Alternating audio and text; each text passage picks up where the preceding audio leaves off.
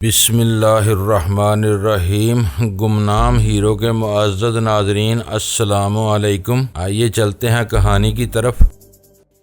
میری احتیاط بر وقت کام آ گئی۔ اگر میں لی یان اور کلاڈیا کے ساتھ بے دھڑک بنگلے سے باہر نکل آتا تو ایک ناگہانی پلے پڑ جاتی۔ میں ویسے بھی جانوس سے کنی کاٹ کر وہاں سے جانا نہیں چاہتا تھا۔ اس نے جیسے کردار کا مظاہرہ کیا تھا، اس کے لیے وہ بدترین سزا کا مستحق ٹھہر چکا تھا، اور یہ سزا اسے میرے سوا اور کوئی نہیں دے سکتا تھا۔ جانوس اگر اس بنگلے تک پہنچ گیا تھا تو اسے اندر آنے سے کوئی نہیں روک سکتا تھا۔ بنگلے میں داخل ہونے کے بعد میں نے وجے اور راجیش کو چھٹی کا دودھ یاد دلا کر انٹا کفیل کر دیا تھا۔ ان کی گند بھی میرے پتے پر محفوظ پڑی تھی اور اب ان کے استعمال کا وقت آ گیا تھا۔ میں اس مقام کی جانب بڑھ گیا جہاں میں نے دو گند چھپائی تھی۔ اس سے قبل کے جانوس بنگلے کے اندر پہنچتا میں نے گند کو اپنے قبضے میں کر لیا۔ بولا ہلاکت خیز ہتھیار موت کے خریدار تھے۔ وجے اور راجیش سے نمٹنے کے بعد میں نے بنگلے کے بیرونی گیٹ کو اندر سے کنڈی لگا دی تھی۔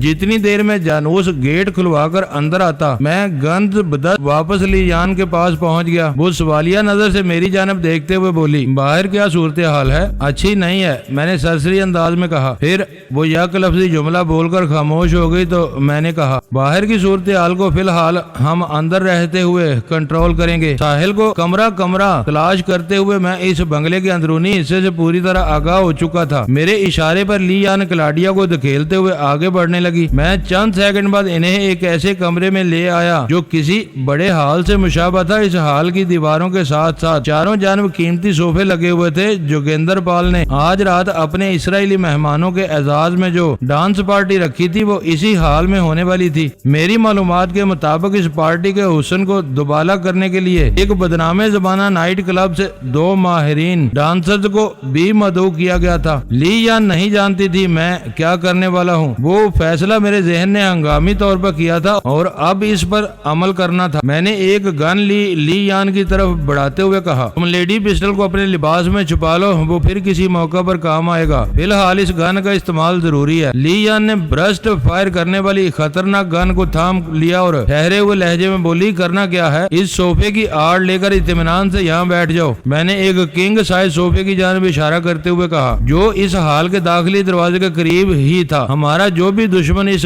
دروازے میں نظر آئے اسے بھون کر رکھ دینا، بس اتنی سی بات ہے۔ کیا یہ مشکل کام ہے؟ ہرگز نہیں، وہ پوری مستعدی سے بولی۔ میں نے جس صوفے کے پیچھے لی یان کو مورچہ سنبھالنے کی ہدایت دی وہ خاصی محفوظ پوزیشن میں تھا۔ باہر سے آنے والے اگر بے دریغ فائرنگ بھی شروع کر دیتے تو لی یان کا بال بھی بانکا نہیں کر سکتے تھے۔ اس کی طرف سے مطمئن ہونے کے بعد میں نے کلاڈیا کو ایک طرف چلنے کے لیے ٹہوکا دیا۔ وہ بپھرے ہوئے لہجے میں گرائی، وجدان تم اچھا نہیں کر رہے ہو۔ میں نے ایک ہاتھ سے اس کا کھلا ہوا منہ ڈھانپ دیا۔ میری گرفت اتنی مضبوط تھی کہ وہ سسک کر رہ گئی۔ میں نے فنکار سے مشابہ آواز میں کہا، کلاڈیا میں نہیں جانتا کلاڈیا کارڈنیل سے تمہاری کیا رشتہ داری ہے؟ بہرحال کلاڈیا کارڈنیل نے تو بہت اچھی تھی، لیکن تم نے جس انداز کا مظاہرہ کیا ہے اس نے مجھے تمہاری طرف سے چکنا کر دیا ہے۔ بس سمجھ لو میں اسی لیے کچھ اچھا نہیں کر رہا ہوں۔ میں نے انداز میں اپنی بات مکمل کی تو لی یان نے پوچھا، تم کہاں جا رہے ہو وجدان؟ میں بھی اسی حال میں ہوں اور کہاں جاؤں گا؟ میں نے کلاڈیا کو ایک طرف لے جاتے ہوئے جواب دیا، میں نے تمہیں جو ذمہ داری سونپی ہے اس کے لیے شکاروں کا بندوبست بھی کرنا ہوگا، ورنہ کیا تم ادھر صوفے کے پیچھے گن پر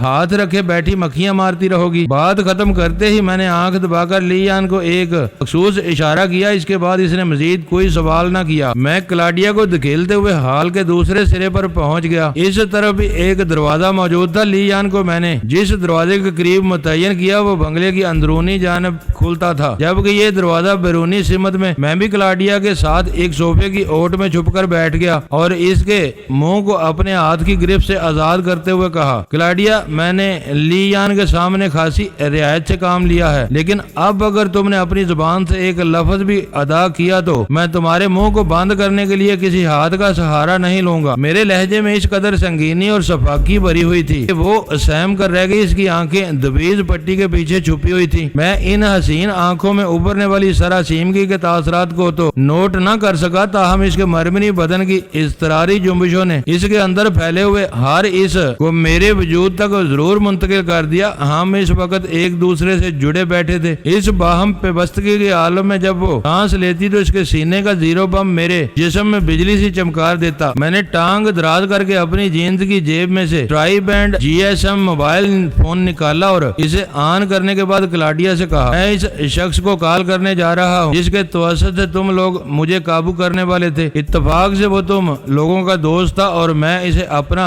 दोस्त समझता रहा। खैर इस तरह तो होता है इस तरह के कामों में। मैं एक लम्हे को मुतवक्किफ हुआ, फिर खतरनाक गन की नाल को इसकी नस्वानी पसलियों में टिकाते हुए निहायत ही सफाकी से कहा, तुम जैसी मक्खन मलाई औरत को मौत के घाट उतारते हुए मुझे बहुत अफसोस होगा। लिहाजा जिंदा रहने की तमन्ना है तो चुपचाप शराफत से बैठी रहना। मेरी बात समझ रही हो ना? मैंने इसकी पसलियों के साथ लगी हुई गन को हल्का सा झटका दिया। वो सूरत हालात की नजाकत को महसूस करते हुए बोली, ठीक है, मैं तुम्हारे काम में कोई मुदाखलत नहीं करूंगी। क्लाडिया कार्डनिल भी किसी के काम में कोई मुदाखलत नहीं करती थी। मैंने जोमैनी अंदाज में कहा, इसीलिए वो बहुत अच्छी थी। मैंने बात खत्म करते ही आंखें बंद की और थर्ड आई के तवस्सुत से जानूस के माहौल में पहुंच गया। मुझे इस बात का एडवांटेज हासिल था कि क्लाडिया की आंखों पर दबीज पट्टी बंदी हुई थी, वरना मुझे आंखें बंद करते देखकर वो कोई भी एफिशिएंसी दिखाने की कोशिश जरूर करती। मैंने थोड़ी देर पहले जब जानूस को सुरख वैगन में सवार शिवाली स्ट्रीट में दाखिल होते देखा था तो इसके साथ दो अफराद भी स्टेशन वैगन के अंदर मौजूद थे। वैगन ने जिस तूफानी अंदाज में मेन रोड को छोड़ा, इससे अंदाजा होता था कि वो इंतहाई खतरनाक मूड में थे और वाकई ऐसा ही था। इस वक्त वो तीनों मुझे बंगले के अंदर दिखाई दिए। जानूस खाली हाथ था जबकि दूसरे दो अफराद खौफनाक गन से लैस थे। वो किसी तरह गेट को खोलने में कामयाब हो गए थे। मैंने इन्हें बंगले के अंदर सामने वाले हिस्से में देखा और आंखें खोल दी। अगले ही लम्हे मैंने जानूस का नंबर डायल किया और सेल को कान से लगा लिया। दूसरी घंटी पर इसने कॉल रिसीव कर ली। मैंने इसके हेलो के जवाब में कहा, भीम सिंह टेम्पल और तुम्हारे दोस्त का क्या हाल है? वजदान, तुम किसी गलत फहमी बको मत। मैंने इसकी बात काट दी।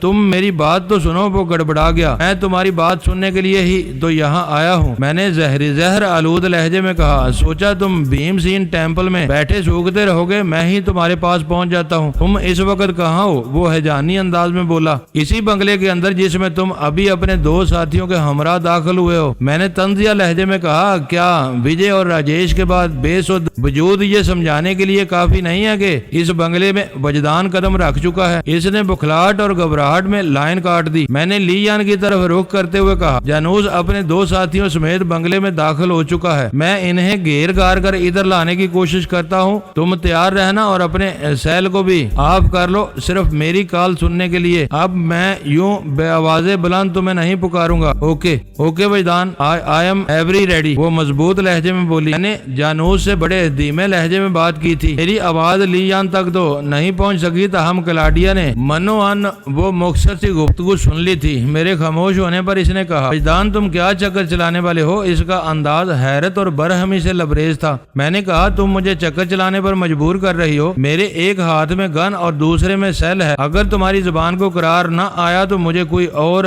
राह इख्तियार करने पड़ेगी। ये आखिरी वार्निंग है, बाद में मुझसे कोई शिकवा न करना। वो कसमसाई और एक जुर्जरी से लेकर रह गई। इसके बदन की जुम्बश तो यही जाहिर करती थी कि वो मेरी धमकी से खौफजदा हो गई है। मैं इसे बावर कराने में कामयाब हो गया हूँ। अगर अब इसने जुबान खोली तो मैं हमेशा हमेशा के लिए इसकी जुबान पर कफल डाल दूंगा। अगरचे मेरा ये मकसद नहीं था। बहरहाल वो जो भी समझी हो, मुझे तो इस बात से गरज थी कि वो शांत पड़ी रहे। गन की नाल को बदस्तूर इसकी नाजुक पसलियों से टिकाए मैंने आंखें बंद की और जानूस के माहौल में पहुंच गया। वो इस वक्त तक बंगले के अंदरूनी हिस्से में दाखिल हो चुका था। इसके दोनों साथी मुझे कहीं दिखाई न दिए। वो इसके हमरा ही अंदरूनी इमारत में पहुंचे थे। जानूस ने इन्हें हमारी ही तलाश में इधर उधर उड़ाया होगा। एक बात की मैंने तस्दीक कर ली कि हमें सिर्फ इन्हीं तीन अफराद से निपटना था, या ये कोई मुश्किल काम नहीं था। मैं बराह रास्त भी इनसे टकरा सकता था, लेकिन इस तरह आंख मिचोली में घेर कर इन्हें शिकार करने का लुत्फ ही कुछ और होता। मैंने जानूस के सेल नंबर को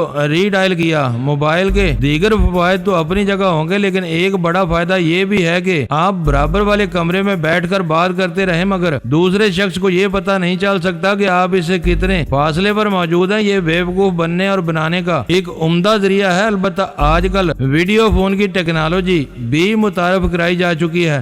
ڈبل کیمرہ موبائل فون نے اس آنکھ مچولی میں بہت بڑا رکھنا ڈال دیا ہے۔ جانوس نے کال ریسیو کی اور جلائے ہوئے لہجے میں بولا، تم کہاں ہو شیطان؟ بری بات، میں نے سنسناتے ہوئے لہجے میں اسے سردنش کی۔ اپنے دوستوں کو اس قسم کے القابات سے یاد نہیں کیا کرتے۔ لگتا ہے تمہاری دوستی اور خیر خواہی کی بلی اچھل کر ایک ہی جھٹکے میں تھیلے سے باہر آ گئی ہے۔ سٹپٹا گیا، میں تمہیں زندہ نہیں چھوڑوں گا، یہ تمہارے اختیار میں نہیں جانوس، میں نے زہریلے انداز میں کہا۔ اول تو میری جان اس ذات کے قبضے قدرت میں ہے، زندگی دیتی بھی ہے، دوئم تم جن لوگوں کے سامنے دم ہلا کر اپنے لیے ہڈی کی توقع لگائے بیٹھے ہو وہ مجھے زندہ پکڑنے کے خواہاں ہیں۔ مجھے معمولی سا ضرر پہنچا کر بھی تم ان کے غیظ کو آواز دو گے، اس کوتاہی پر تمہارے آقا تمہیں چیل کبوں سے نوچوا سکتے ہیں۔ میں نے تھوڑا توقف کیا، پھر اضافہ کرتے ہوئے کہا، جانوس یہ لوگ تمہیں گندی نالی کے کسی حقیر اور غلیظ کیڑے سے زیادہ اہمیت نہیں دیتے جن کی خوشنودی کی خاطر تم نے مجھے اور ڈاکٹر مونگ کو دھوکہ دیا ہے۔ میں تمہارے آقاؤں کے دانت تو کھٹے کر چکا ہوں، اب تمہاری تکا بوٹی کرنے والا ہوں۔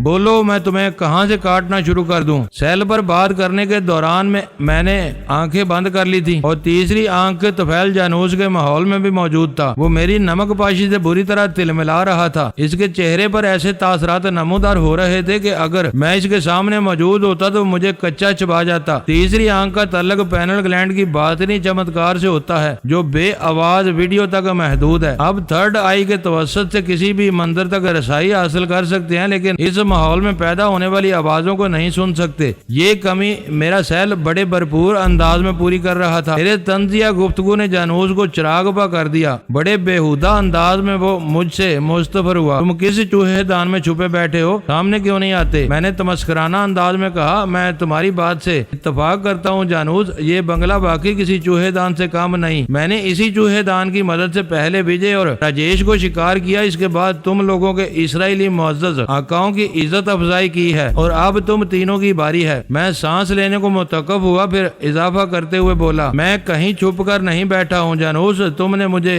بتایا تھا نا اس بنگلے کے بڑے ہال میں آج رات ایک بڑی کھلی ڈلی ڈانس پارٹی ہونے والی ہے، جس میں کسی نائٹ کلب سے آنے والی دو ڈانسرز اپنے فن اور ننگے پن کا مظاہرہ کریں گی۔ اتفاق سے وہ پارٹی وقت سے پہلے ہی شروع ہو گئی ہے۔ میں ادھر حال میں بیٹھا ہوں، مجھ سے ملاقات کا شوق ہو تو چلے آؤ، تم مجھ سے 2-3 کمروں کی دوری پر ہی تو ہو۔ میری بات کے اختتام پر وہ بری طرح چونکا اور بے اختیار پوچھ بیٹھا، تمہیں کیسے پتا چلا کہ ہم 3 افراد ہیں؟ میرے جواب دینے سے پہلے ہی اس کے دونوں ساتھی لوٹ آئے، ان کے چہروں سے ناکامیابی اور مایوسی جھلکتی تھی۔ میں نے جانوس سے کہا، کیا میں نے غلط کہا تھا؟ دیکھ لو تمہارے دونوں ساتھی مختلف کمروں میں چکرانے کے بعد خالی ہاتھ واپس آ گئے ہیں، اب یہ تمہیں اپنی ناکامیابی کا قصہ سنائیں گے۔ جانوس میری بات سن کر ایسے اچھلا جیسے میں نے واش روم میں جھانک کر اسے نہاتے ہوئے دیکھ لیا ہو۔ میں نے اس کی بوکھلاہٹ میں دھماکے دار اضافہ کرتے ہوئے کہا، بیڈ لک مسٹر منحوس۔ اس کے ساتھ ہی میں نے سیلولر رابطہ موقوف کر دیا۔ کلاڈیا چپ نہ رہ سکی۔ میں نے ابھی جانوس سے جو گیم کھیلا تھا وہ اسے برتا حیرت میں ڈالنے کے لیے کافی تھا۔ اس کی جگہ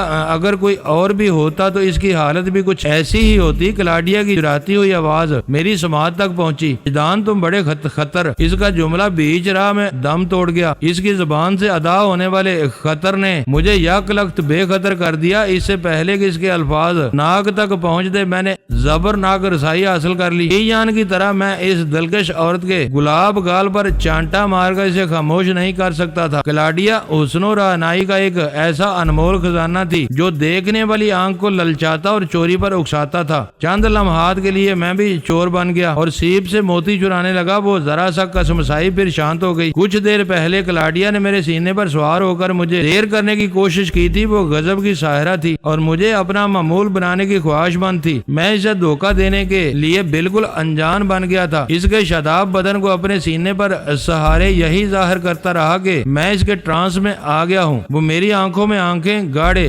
سجیشن دیتی رہی، لیکن اب حالات بدل گئے تھے۔ مجھے زیر کرنے والی خود زیر ہو رہی تھی۔ کلاڈیا کی ساحر آنکھوں پر دویز پٹی بندی تھی۔ میں نے آنکھوں کے راستے سجیشن نہیں دے سکتا تھا، اس لیے میں نے دوسری راہ اپنا لی۔ بند آنکھوں کے پیچھے کھلی ہوئی آنکھ کے توسط سے میں نے دیکھا جانوس جھنجھلاہٹ بھرے انداز میں اپنے ساتھیوں کو ہدایت دے رہا تھا۔ ان کی آوازیں مجھ تک نہیں پہنچ سکتی تھی، تاہم میں نے یہ اندازہ لگایا کہ جانوس انہیں میری تلاش میں حال کی جانب بھیجنے کی بات کر رہا ہے۔ وہ دونوں جانوس کے احکام لے کر کمرے سے نکلے تو میں ان کے ماحول کا حصہ بن گیا۔ وہ ایک سے دوسرے کمرے میں سے گزرتے ہوئے ہماری طرف بڑھنے لگے تو میرے اندازے کی تصدیق ہو گئی۔ میں نے لی یان کے سیل پر اسے دو دشمنوں کی آمد کی اطلاع دے دی اور کلاڈیا کو کنٹرول کرنے لگا۔ وہ دونوں گن بردار بنگلے کی عمارت کے اندرونی حصے سے آ رہے تھے، اس لیے حال میں داخل ہونے کے لیے انہیں وہی دروازہ استعمال کرنا تھا جدھر لی یان مورچہ سنبھالے تیار بیٹھی تھی۔ میں تھرڈ آئی کو دوبارہ زحمت دینے کے بارے میں سوچ ہی رہا تھا کہ ہال کا دروازہ ایک جھٹکے سے کھل گیا۔ میں جس مقام پر پوزیشن سنبھالے بیٹھا تھا وہاں سے دروازے میں نمودار ہونے والے چہروں کو نہیں دیکھ سکتا تھا، لیکن لی یان یہ کام بخوبی کر سکتی تھی اور اس نے کیا بھی۔ اگلے ہی لمحے ہال ایک خوفناک برسٹ کی آواز سے گونج اٹھا۔ اس کے ساتھ ہی وہاں کی فضا میں کربناک انسانی چیخوں کی فریاد بھی نفوذ کر گئی۔ موت کا قہقہا اتنا طاقتور تھا کہ دو انسانوں کی زندگی کی آخری فریاد نکار خانے میں طوطی کی آواز بن کر رہ گئی۔ میں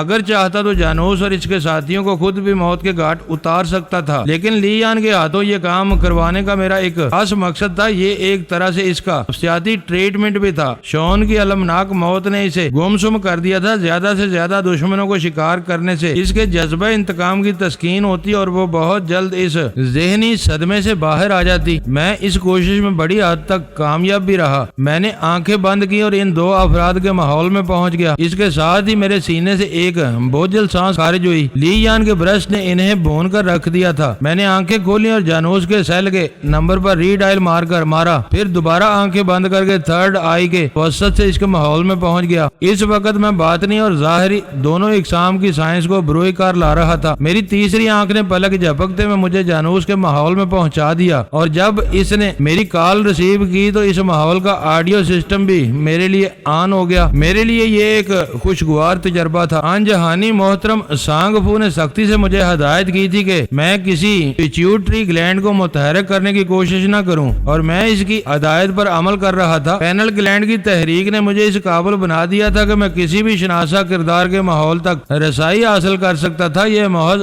بصری رسائی ہوتی، میں اس ماحول میں پیدا ہونے والی آوازوں کو سن نہیں سکتا تھا۔ بہرحال کمپیوٹر سائنس کی یہ تازہ ترین ایجاد ننھا سا ٹرائی بینڈ GSM سیل بڑی حد تک پیچیوٹری گلینڈ کا کام کر رہا تھا۔ میں جانوس کے پاس پہنچا تو اسے شدید افراتفری کے عالم میں پایا۔ اس نے کال ریسیو کی تو میں نے کہا، جانوس یہاں حال میں بیٹھا، میں تو تمہارا انتظار کر رہا تھا اور تم قربانی کے 2 بکروں کو میری طرف بھیج دیا۔ قربانی کے بکروں کے لیے میں نے بھینٹ کے جانوروں کے الفاظ استعمال کیے تھے۔ یہ تو کوئی بات نہ ہوئی، تم جتنے بودے دوست ثابت ہوئے وہ اس سے کہیں بڑھ کر بوگس دشمن ثابت ہو رہے ہو۔ تمہارے پاس بھینٹ کا کوئی جانور نہیں، بتاؤ اب کسے میرے چرنوں میں کاٹو گے؟ اس نے جواب دینے کی بجائے سٹ پٹائے ہوئے انداز میں ایک جانب دوڑ لگا دی۔ یہ خیال بلکہ احساس اسے وحشت زدہ کرنے کے لیے کافی تھا کہ میں کہیں بیٹھا اس کی ایک ایک حرکت کو مانیٹر کر رہا ہوں۔ اس کی سمجھ میں نہیں آ رہا تھا کہ میں یہ چمتکار کس طرح دکھا رہا ہوں۔ جب کوئی بات سمجھ میں نہ آئے تو وہ ذہن کو الجھاتی ہے،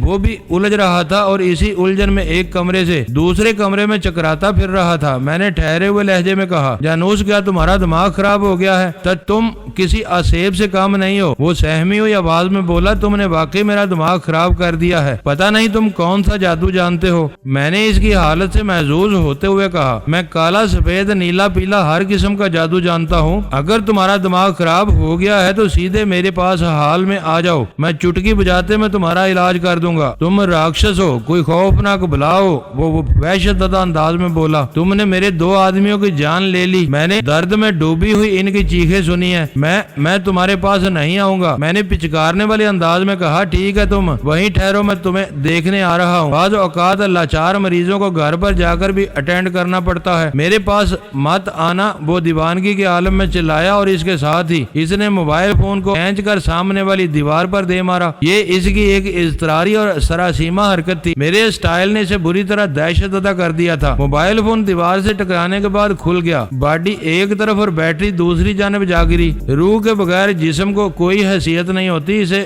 مردہ تصور کیا جاتا ہے۔ وہ موبائل بھی بیٹری نکل جانے کے بعد ڈیڈ ہو گیا تو میں جانوس کے صوتی رابطے کے قابل نہ رہا۔ میں نے اپنے سیل کو جیب میں رکھا ہی تھا کہ جانوس نے عمارت کے عقبی کمرے میں پہنچنے کے بعد آن کی سمت کھلنے والے دروازے پر ہاتھ رکھ دیا۔ اوہ، یہ تو فرار ہو رہا ہے۔ میں نے بے اختیار بڑبڑا اٹھا اور آنکھیں کھول دیں۔ اسی لمحے میں نے لی یان کو بھی بولتے ہوئے سنا۔ وہ مجھ سے پوچھ رہی تھی، کیا ہوا وجدان میں صوفے کی آڑ میں سے نکل آیا اور بے آواز بلند کہا جانوس فرار ہو رہا ہے۔ تیجان بھی اپنی پناہ گاہ سے نکل آئی اور گن کو لہراتے ہوئے پرعزم لہجے میں بولی کدھر گیا ہے وہ؟ میں نے کہا تم کلاڈیا کے پاس آ جاؤ، میں جا کر اسے دیکھتا ہوں۔ وہ کمان سے نکلے ہوئے تیر کی مانند اس طرف آئی۔ مجھے اس کے انداز سے یوں محسوس ہوا جیسے کلاڈیا کو سنبھالنا اس کا پسندیدہ کام ہو۔ میں ان زیر و زبر عورتوں کو وسیع و عریض حال میں ایک دوسرے کے رحم و ستم پر چھوڑ کر باہر نکل آیا۔ جب میں تقریباً دوڑتے ہوئے عقبی لان میں پہنچا تو انوس نے مجھے دیکھ لیا۔ وہ بنگلے کے پہلو سے نکل کر سامنے والے حصے کی طرف جا رہا تھا۔ میں ممکنہ تیز رفتار سے اس کے پیچھے لپک گیا۔ انسان کے دوڑنے کی رفتار کا دار و مدار حالات اور موقع کی نزاکت پر ہوتا ہے۔ اگر کوئی خاص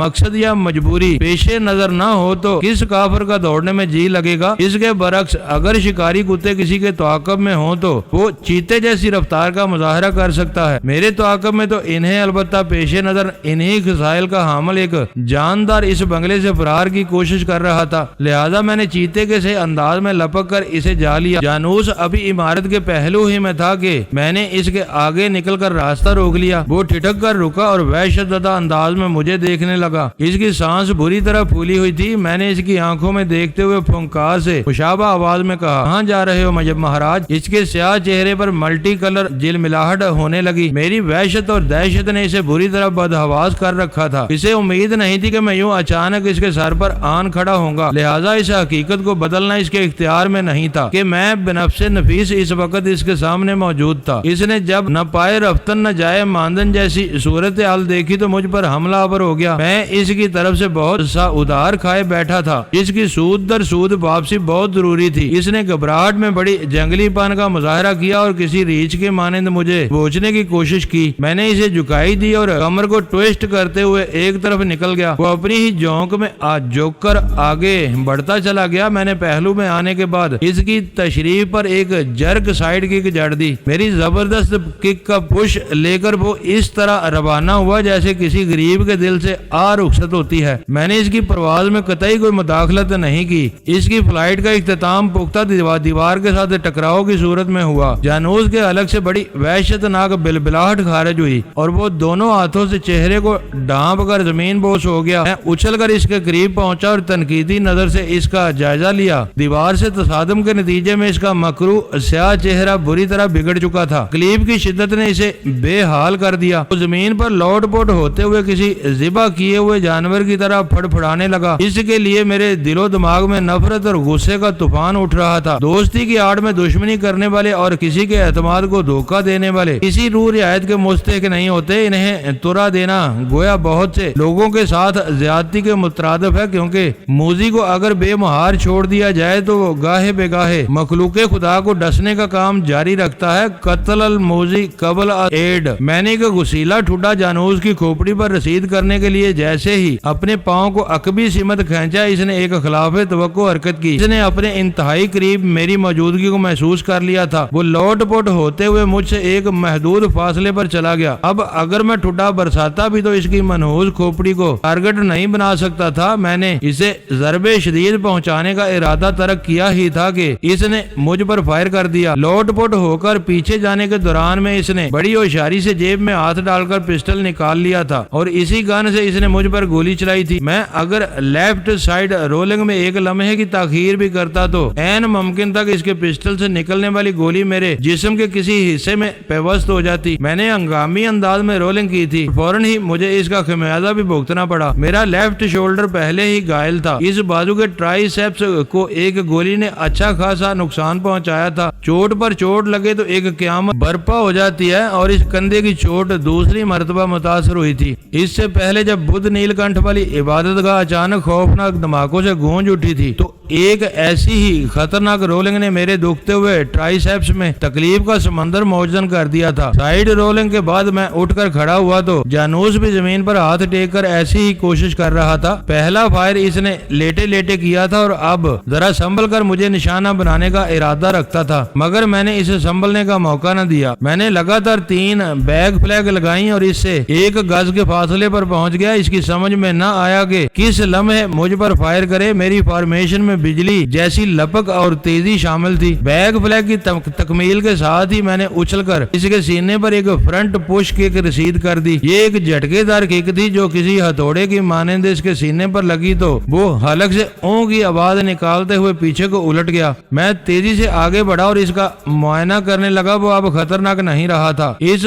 जमीन बोसी के दौरान में पिस्टल इसके हाथ से निकलकर बहुत दूर जा गिरा था। जानूस चारों शाने चित पड़ा हाँप रहा था। इसकी आंखें बंद थी। बादियल नजर में यही महसूस होता था कि वो अब उठ नहीं सकेगा, लेकिन मैं अपने तौर पर मोहतात रहा। इसकी एक चालाकी में मुलाजा कर चुका था। वो किसी दूसरे अंदाज से भी मुझे नुकसान पहुंचाने की कोशिश कर सकता था। मैं जल्द अज जल्द जानूस से निपट कर इस बंगले से निकल जाना चाहता था। इसने चंद लम्हे पहले मुझ पर जो फायर किया था, अगर कोई इसकी आवाज पर तवज्जो देता तो मेरे लिए मुश्किलात खड़ी हो सकती थी। कबल अजीम लीयान ने अकबी हिस्से में एक सिक्योरिटी गार्ड को जिंदगी की कैद से निजात दिलाई थी, ताहम खैरियत गुजरी के इस फायर की आवाज ने किसी बंदे बशर को इस बंगले की तरफ ध्यान देने पर मजबूर नहीं किया था। बंगले के अंदर साउंड प्रूफ जोन में हमने जो फायरिंग की थी वो हमारे लिए मसाइल खड़े नहीं कर सकती थी। मैंने जानूस की कैफियत को चेक करने के लिए इसके पेट के जेरी हिस्से में एक धुआंधार ठोकर रसीद की। वो पेट पकड़कर तकलीफ की शिद्दत से दोहरा हो गया। चेहरे के करबनाक तासरात से यही जाहिर होता था कि इसका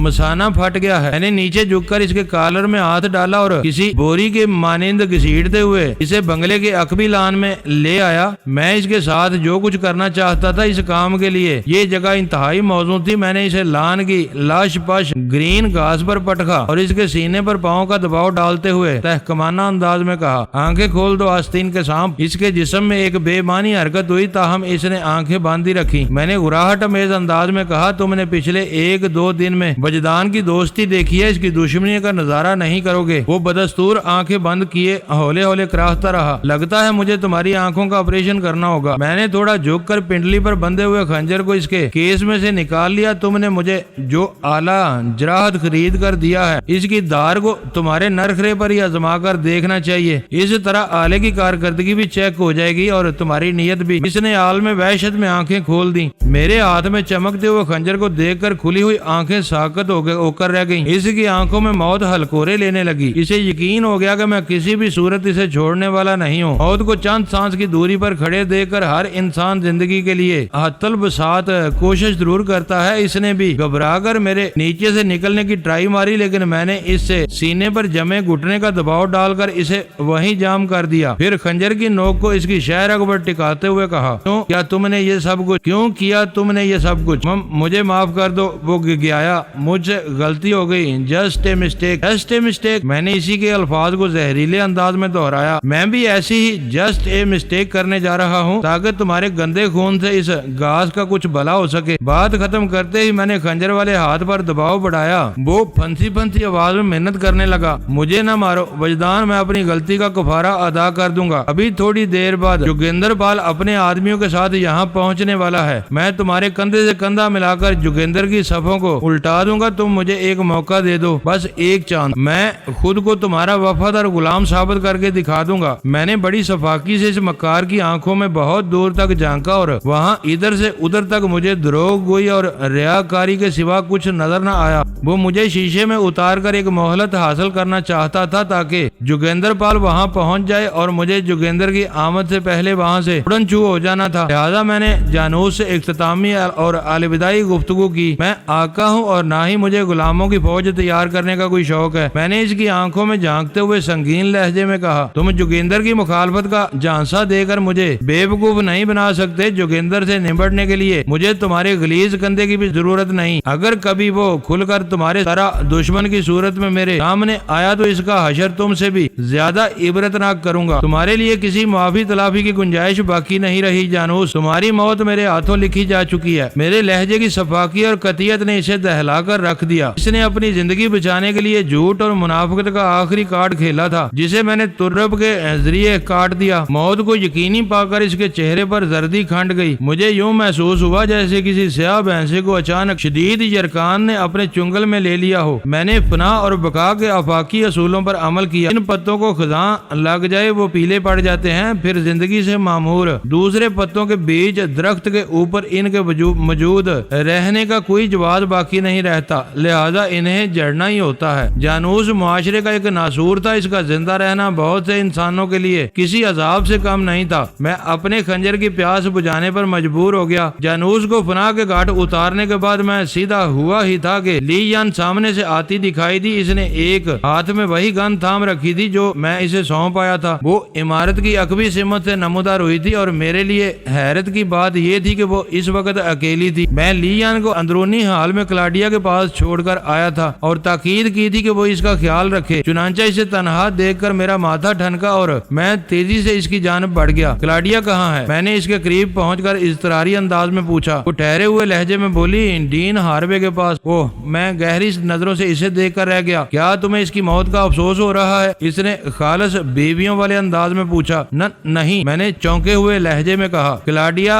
बेतरह मेरी निगाह में घूम गई। वो स्मार्ट बनने की कोशिश कर रही थी। ली यान ने इस अंदाज में कहा जैसे किसी सौतन का जिक्र कर रही हो। मैंने इसकी जहरीली नागन को खत्म कर दिया। फिर वो थोड़ा तवक्कुफ करके पूछने लगी, ये नाम इसे तुम ही ने दिया था ना? हाँ, मैं गड़बड़ा गया। क्लाडिया बड़ी खतरनाक औरत थी। ली यान यकटुक मेरी आंखों में देखती चली गई। दरअसल जब इसने क्लाडिया की मौत का जिक्र किया तो मुझे एक झटका सा लगा था। शायद मैं लाशौरी तौर पर इसकी मौत का ख्वाह नहीं था। हुस्नो खूबसूरती, दिलकश और शादाबी को हमेशा जिंदा रहना चाहिए। अगर ये कायनात ताजगी और ताबिंदगी से खाली होती रही तो देखने वाली आंख पथरा जाएगी। सच्ची बात तो ये है कि क्लाडिया की मौत का मुझे वाकई बहुत अफसोस हुआ था और ली यान भी इसी नतीजे पर पहुंची थी, मगर हम दोनों के अंदाजे नजर में बहुत फर्क था। वैसे एक बात है, औरत मर्द की बेनिस्बत ज्यादा जज्बाती और हसास होती है। वो कहीं ज्यादा तेजी से मामले की तह तक पहुंच जाती है। पता नहीं ली यान इस वक्त मेरे बारे में क्या सोच रही थी। मैंने इसे निगाह चुराते हुए तशवीशनाक लहजे में कहा, हमें फौरी तौर पर इस बंगले से निकल जाना चाहिए। जोगिंदर पाल अपने पालतू कुत्तों के साथ यहाँ पहुँचने ही वाला है। ठीक कहते हो, वो मानी खेज अंदाज में बोली। अब इस बंगले पर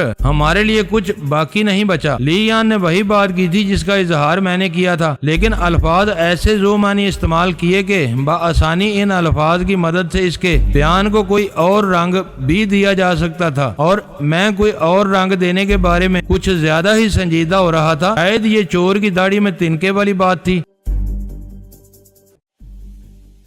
मुअज़्ज़ज़ नाज़रीन, लाइक करें, शेयर करें और कमेंट्स बॉक्स में पाक आर्मी जिंदाबाद, पाकिस्तान पाइंदाबाद का नारा ज़रूर दर्ज करके अपने मुल्क पर फ़ख्र करें और पाकिस्तान की बुनियादें मजबूत करने में अपना किरदार अदा करें। वीडियो देखने का शुक्रिया। मुअज़्ज़ज़ नाज़रीन, अपना ख्याल रखिएगा और हमारे चैनल का भी। ISI पाक आर्मी जिंदाबाद, पाकिस्तान पाइंदाबाद।